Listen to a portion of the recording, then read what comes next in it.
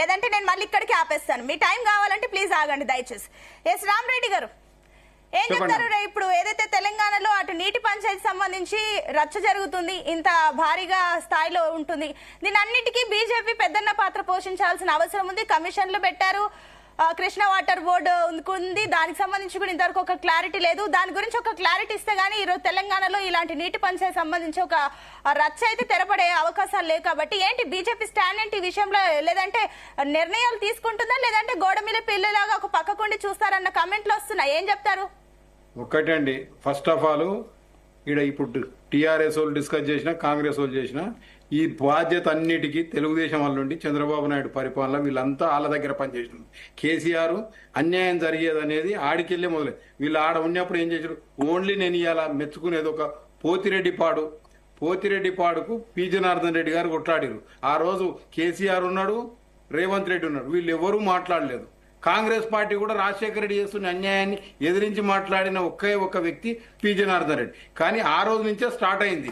తెలుగుదేశం పార్టీలో అన్యాయం జరిగిందంటే వీళ్ళు కేసీఆర్ సుద్దపూసై రాలేదు, రేవంత్ రెడ్డి సుద్దపూస కాదు, వీళ్ళిద్దరు అండ్లున్నప్పుడే అవన్నీ అన్యాయాలు ఏవైతే తెలంగాణకు అన్యాయం జరిగిందని తర్వాత ఇలా నోరుజించుకొని మాట్లాడడం అంటే దౌర్భాగ్యం.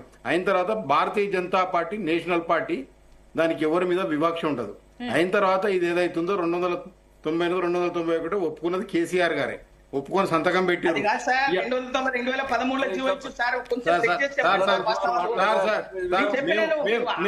మీలాంటి జర్నలిస్టులు అయితే కాదు, ఎందుకంటే మేము ఒక సిద్ధాంతం పట్టుకుని ఒక దాంట్లో ఉన్న పుట్టినప్పటి నుంచి దానికోసం అది ఇచ్చింది పేపర్లలో వచ్చింది. మీరు చెప్పింది మేము జర్నలిస్టులు రాసిన పేపర్లలో చదివిందే తప్ప 2014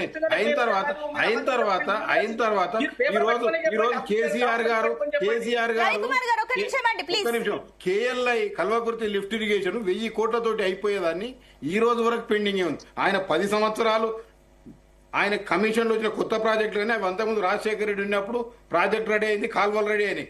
ఇప్పటి వరకు 10 సంవత్సరాలు ఒక 1000 కోట్లు ఇవ్వలేక పాలమూరు జిల్లాను ఎండబెట్టినటువంటి వ్యక్తి కేసీఆర్. ఈ రోజు కూడా ఇప్పటికీ కాంగ్రెస్ వచ్చి 1.5 year అయినా కేఎల్ఐ కాల్వ, D82 కాల్వ మాడుగుల మండలానికి ఆమన్గల్ రావాల్సిన నీళ్లు ఈ రోజుకు రాలేదు. ఎందుకు రాలేదంటే ఎవరు కొత్త ప్రాజెక్టులు పెట్టుకుంటే కమిషన్ డైరెక్ట్ పాత దాంట్లో చేసి ఏమొస్తుంది అనే ఉద్దేశం కేసీఆర్. ఈ రోజు కాంగ్రెస్ పార్టీ కూడా అదే ఉద్దేశం. భారతీయ జనతా పార్టీకి 2 రాష్ట్రాల దాంట్లో కమిటీ ఉంది. ఆ కమిటీ ముందర ఎవరి వాదన వాళ్ళు చెప్తే వాళ్ళు తీర్పు చెప్తారు. దాంట్లో కానీ భారతీయ జనతా పార్టీకి ఆంధ్ర మీద ప్రేమ కానీ తెలంగాణ మీద ప్రేమ లేదని, తెలంగాణ మీద ఫస్ట్ కాకినాడ తీర్మానం చేసింది తెలంగాణ కోసం. కేసీఆర్ కు తెలంగాణ యాదికి రానప్పుడు అధికారం పోయిన తర్వాత ఏదైతే మంత్రి పదవి డిప్యూటీ స్పీకర్ ఇస్తే రాజీనామా చేసిండు, అంతకంటే ముందే భారతీయ జనతా పార్టీ ఒక సీటు 2 రాష్ట్రాలు అని చెప్పినా ఆ రోజు పరిస్థితి లేకుండే. ఎందుకు ఇవ్వలేదు అంటే మిగతా రాష్ట్రాలు ఇచ్చి ఈ రాష్ట్రం ఎందుకు ఇవ్వలేదంటే మాకు ఇక్కడ ఆడ గవర్నమెంట్ సపోర్ట్ తెలుగుదేశం ఉండేది. మరి ఆ రోజు ఈయన తెలుగుదేశం వల్లే ఉన్నాడు కదా, నేను వ్యతిరేకిస్తున్న తెలుగుదేశాన్ని రాజీనామా చేసి ఈయన సపోర్ట్ చేస్తలేడు కాబట్టి కేంద్రం వల్ల పార్టీ అని ఎవ్వరూ లేరు. ఏమైనా రాజకీయాలకు అయిన తర్వాత ఒక ప్రతిపక్ష పార్టీ నాయకునిగా నువ్వు రావాల్సింది అసెంబ్లీలో చర్చకు రావాలి, నీ ప్రతిపక్ష పాత్ర పోషించాలి. ఫామ్ హౌస్ లో కూర్చొని ఏదో 6 నెలలకు కొన్నాడు జీతం రాదని చెప్పి సంతకం పెట్టిపోతున్నావు, అది తప్పుడు విధానం. అయిన తర్వాత నువ్వు ప్రజలతోటి మమేకంగా నేను కొంతవరకు ఫస్ట్ టర్మ్ లో కేసీఆర్ కొంతవరకు బాగా, సెకండ్ టర్మ్ వచ్చే కల్లా అహం నెత్తికెక్కింది, ఇంటి వాళ్ళు అంతా ఎంటర్ అయ్యారు, అందుకోసం భ్రష్ పట్టింది. ఫస్ట్ టర్మ్ లో కొంత తెలంగాణ ప్రజల కోసం చేసిండు అనేది మేము కూడా యాక్సెప్ట్ చేసినాం. సెకండ్ టర్మ్ వచ్చే కల్లా ప్రధానమంత్రి ఒకడు ఈయన నియంత అయిపోయాడు.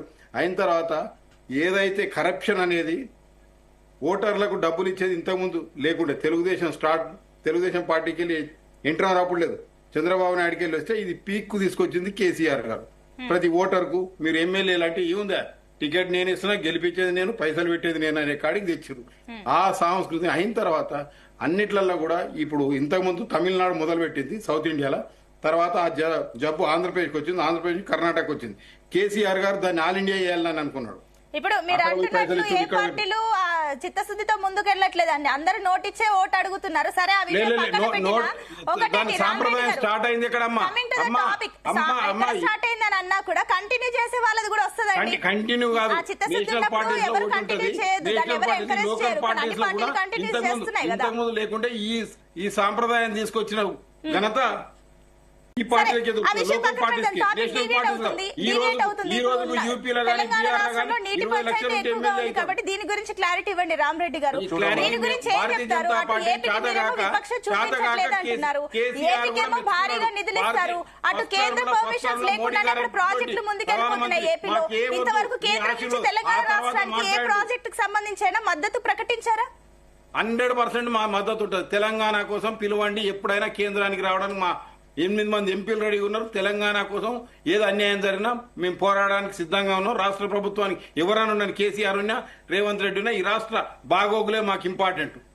అంటే ఇప్పుడు కేంద్రం నుంచి ఏమైనా ప్రత్యేకంగా నిధులు వచ్చాయా తెలంగాణ రాష్ట్రానికి? ఏమైనా నవోదయ స్కూల్స్ వచ్చాయా? ఏం చేశారు చెప్పండి మీరే. వచ్చినాయమ్మా, మహబూబ్నగర్కి వచ్చింది. మీకు కనిపించకపోతే మేమేం చేస్తాం? మహబూబ్నగర్కి వచ్చింది, నిజామాబాద్కి వచ్చింది, నిజామాబాద్ పసుపు బోర్డు వచ్చింది, యూరియా కర్మాగారం పునర్నిర్మాణం అయింది.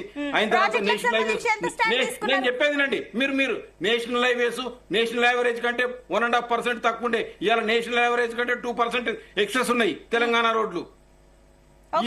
రామరెడ్డి గారు నేషనల్ హైవేస్ కానీ రైల్వేస్ యూరియా కావాలంటే కేంద్రం బాధ్యత బీహార్ కి ఇవ్వట్లేదా, గుజరాత్ కి ఇవ్వట్లేదా? అదే రకంగా తెలంగాణకి ఇస్తుంది, ఏపీకి ఇస్తుంది. ఆ విషయం పక్కన పెడితే ప్రాజెక్టుల విషయంలో ఏ రకంగా జాతీయ హోదా ఏమైనా వచ్చిందా ఇప్పటి వరకు తెలంగాణ ప్రభుత్వం? అట్లా మాట్లాడకండి.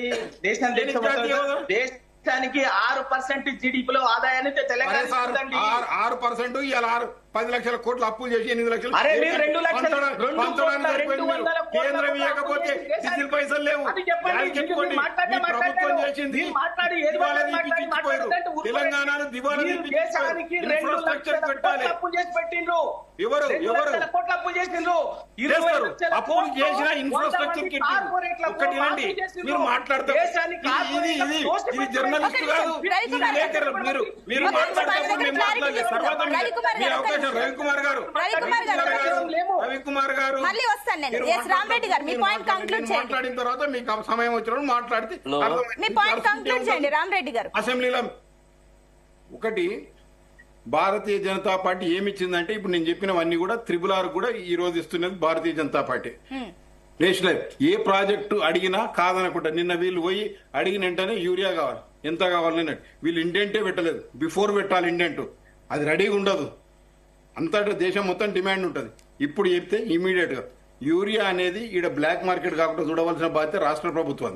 అయిన తర్వాత వీళ్ళు సన్న బియ్యం ఇచ్చినా ఏది ఇచ్చినా ఇవాళ ఇస్తున్నది 29 రూపాయలు కేంద్ర ప్రభుత్వం, వీళ్ళు ఇచ్చేది 2 రూపాయలే. ఇవన్నీ కూడా ఈ రోజు గ్రామ పంచాయతీల్లో ముందుకెళ్తున్నాయి. కానీ ప్రాజెక్టుల గురించి కదా ప్రధాన చర్చ. ప్రాజెక్టుల గురించి ఎవరండి? డిపిఆర్ ఇచ్చింది ఎవరు? అడిగింది ఎవరు చెప్పమనండి. డిపిఆర్ ఇచ్చింది ఎవరు చెప్పమనండి. పోలవరం కాదు, మీ కమిషన్ లేరా నేషనల్ ప్రాజెక్ట్ తీసుకుంటే కేసీఆర్ అడగనే లేదు, ఏది అడగలేదు. రవికుమార్ గారు అబద్ధాలు చెప్తారు, నిజాలు అయిపోవు. మీరు కేసీఆర్ అడగలేదు, డిపిఆర్ ఇయ్యలేదు, కేంద్రాన్ని అడగలేదు. అడిగితే కేంద్రం ఇస్తే మీకేం వస్తాయి? కేసీఆర్ లక్ష కోట్ల మిగిలాలి. కమిషన్ కావాలంటే కావాల్సిందే. కమిషన్ తెలంగాణ సమాజం మొత్తం మొత్తుకుంటుంది 9.5 ఏళ్లుగా 10 ఏళ్లుగా. ఎవరు మీకు వినిపించిందేమో కానీ ఆయన 5 ఏళ్లు ఇలాంటి ప్రధానమంత్రి ఇలాంటి ప్రధానమంత్రి ఏం మాట్లాడుతాడు కేసీఆర్? అందితే సమాజం ఒక్క కేసీఆర్ గారే కాదు, బుద్ధిజీవులు కూడా అందరూ కూడా జాతీయ ప్రాజెక్టు ఒక సాగునీటి ప్రాజెక్టు ఇవ్వమని అడుగుతున్నాం.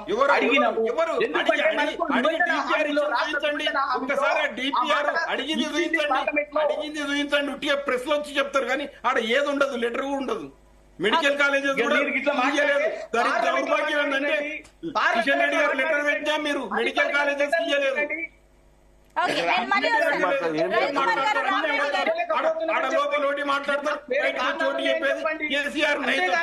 ఎవరు అడగలేదు, అసలు మాకు కనీసం లేఖలు ఇవ్వలేదని అబద్ధం చెప్పకండి సార్.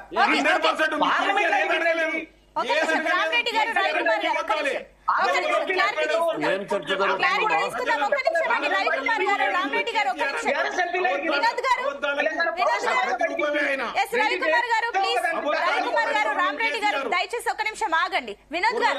సో ఏం చెప్తారు? 3 పార్టీలు ఒక్కొక్క స్టాండ్ చూపిస్తున్నాయి. ఒక్క నిమిషం అండి రామరెడ్డి గారు ఒక్క నిమిషం అండి. Okay please wait. Yes Vinod గారు ఏం చెప్తారు? ఈ కృష్ణా ట్రైబ్యునల్ కానివ్వండి, జలవనరుల బోర్డు కానివ్వండి, ఇవి సరైన పరిష్కారం చూపగలుగుతాయి అనుకోవచ్చా, లేదంటే ఈ రకంగానే రెండు రాష్ట్రాలు